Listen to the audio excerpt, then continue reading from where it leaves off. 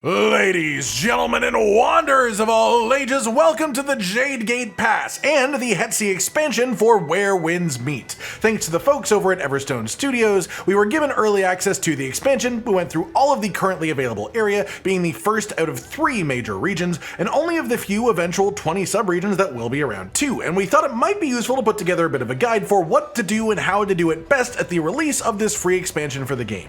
First things first, just to mention it, the only way to min-max the actual main story itself is to sit back and enjoy it. The story of the expansion pulls you through a painting to experience the journey of Burlap Sack, an old man with a fraughtful journey, a story ending in tragedy, but a beautiful tale of human spirit along the way. The actual gameplay through this is very much just following along the narrative, and it's immersive and beautiful, but not very complex on the gameplay side, so just try to go into it ready for an immersive story experience and then enjoy the journey. I'd said a couple of tips for this are, 1, you can exit the story section here and temporarily at any time.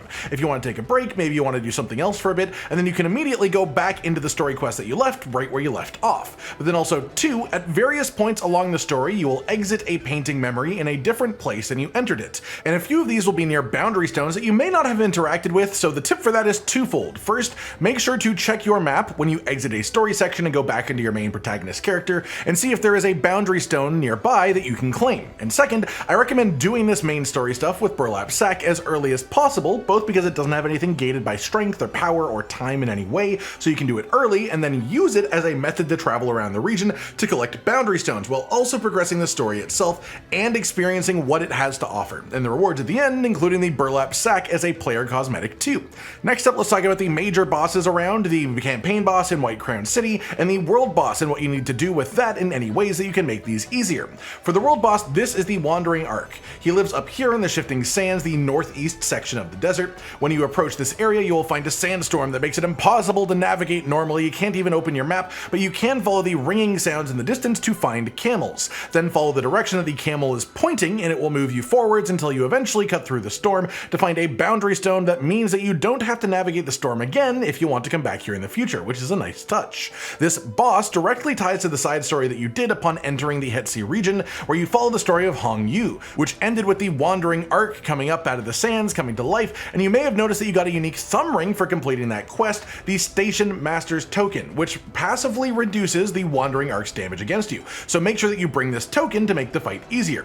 For the fight itself, the game does a pretty good job of telling you what needs to be done, but just to be clear, the glowing sections of the body are what you want to attack in the first phase. You can target them, which makes it easier, and this is easiest done with a projectile weapon to reach the higher up ones on the legs. A good example being the new Bamboocut dust martial art for the umbrella, which I was using here with the perfect catch mechanic to just freely unload damage into these glowing spots without issues. In the second phase, your first goal is to hit the glowing moon lantern hanging from the arc while avoiding its attacks, and then when you break it once, it will start a new attack pattern, one of which is this big moon blast attack where it fires at the ground. Then you can use cosmic reversal to send it back at the arc, blasting it instead and giving you the opportunity to deal real damage to it, and this is how you finish the fight, doing that on loop, which gives you a unique cosmetic for completing it among the other rewards as well. For the campaign boss, Guo Xin, he lays in the city to the east. When you first arrive here, you can find him and fight him, but even if you get through this whole health bar that he has, he will do an attack that just kicks you out of the arena and resets the fight. However, when you first arrive here, you get a new quest to track down some banners across the region. These are, for the most part, near the boundary stones, which takes advantage of what we just talked about earlier with grabbing as many of them as early as possible, and these tell you the story of the fall of the Ansi army. Once you have collected all of these banners, you'll unlock the White Crown City campaign storyline, which is a short guided story section through a dramatic battle, and after you finish this, you can then place the banners in front of the boss, and this unlocks the second phase of the fight, which is the true proper fight, where most of the actual challenge is kept to, and this fight is honestly fantastic. The best tips that I have for him are the same for most boss fights in the game. His patterns aren't too challenging, but watch for your openings to deal damage and take advantage of them, and especially when you get a chi gauge break, make sure to pump in as much bonus damage as possible while they are kneeling before you do the finisher attack that ends the animation. And I will also mention that having done this mostly with the new Bamboocut dust martial art for the rope dart, I found it very satisfying to work out the burst windows on the boss and then pile up as much damage in those whenever possible. And with that, let's quickly talk about the Bamboocut dust martial arts for these two weapons in general. For the Everspring umbrella, the main mechanic is the perfect umbrella catch with the Scarlet Spin skill.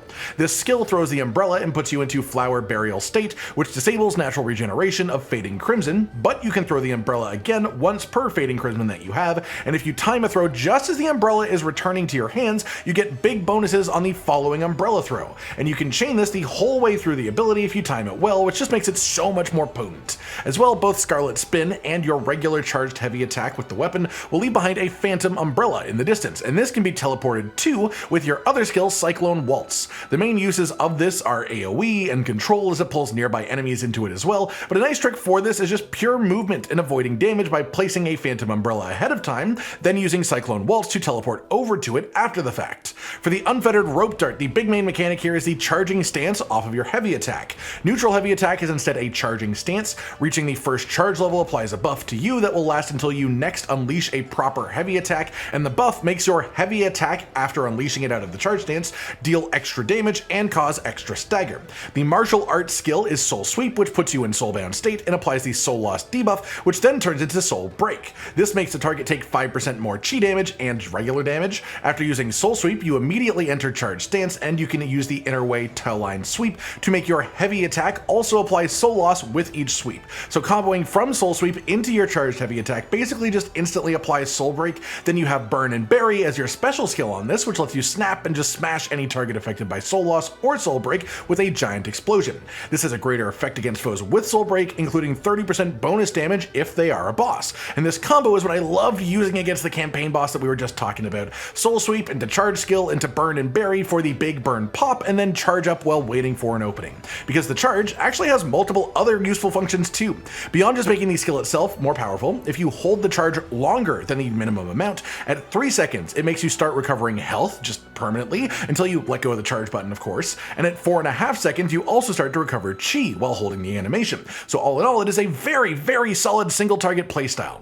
Outside of this, there's lots of exploration to be done throughout the Jade Gate Pass region. There's other side quests and side stories, as well as puzzle dungeons like the Divine Craft Corridor down by the Square Wall Hold Ruins Boundary Stone in the south, and a lot of these make use of the same two new mechanics, which are sand sliding with the new traversal transformation that you can use across the glowing sands, and especially cosmic reversal. At first, near the start of the expansion, when you are shown this new Tai Chi at the beginning, it's mostly just used in a way where you would fully interact with the prompt on screen, then it's done, you interact with a new thing in front of you that is fully reformed. But as you get to the more complex puzzles in the expansion involving this mechanic, you'll find sometimes it is what happens when the magic ends that is the solution, it's when it unravels. Sometimes you'll want to stop the prompt midway because the halfway pointed is where you actually want it to be, stuff like that. So just make sure that you are thinking outside of the box as creatively as you can to get the best use out of Cosmic Reversal.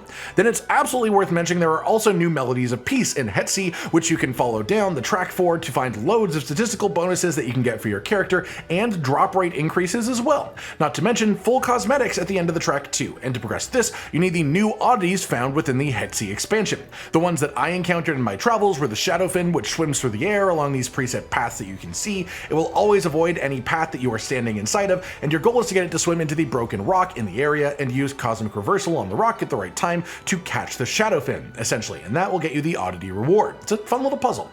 There's also the Udumbara Flower, and interacting with the main one will send out a number of tendrils towards more flowers, but only one of them is the correct flower to pick up. The correct one will not only have golden beams of light floating around it, but also there will be the sound of water droplets dripping, and it will come directly from the correct flower. So that's another easy one once you understand the tricks to it. I also encountered the Aspara Hare, which are music playing rabbits that will jump away into the sky when you get too close, and your goal is simply to use your multiple jumps to flip up to them into their position and catch them nice and easy.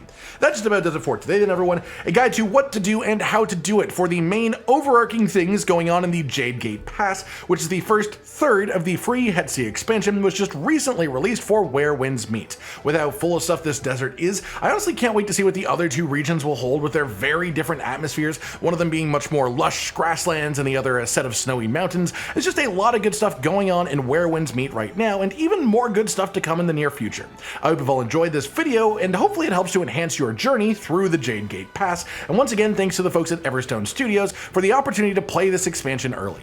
Like if you liked the video, subscribe with the notification bell for more, and most importantly, ladies and gentlemen, until next time, stay sweet.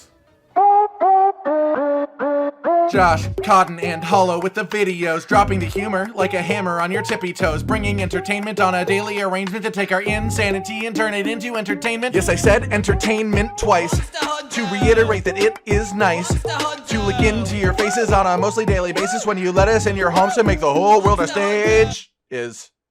Goodbye.